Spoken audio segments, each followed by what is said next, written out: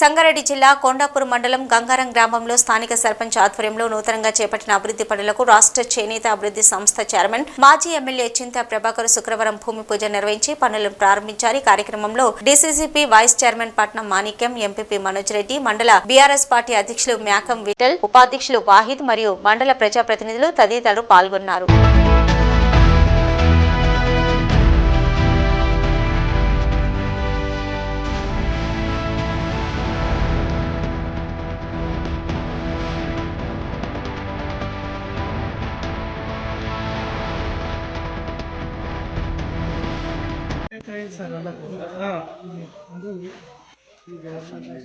సంగారెడ్డికి వచ్చినప్పుడు నాకు చెప్పు, నేను చెప్తా.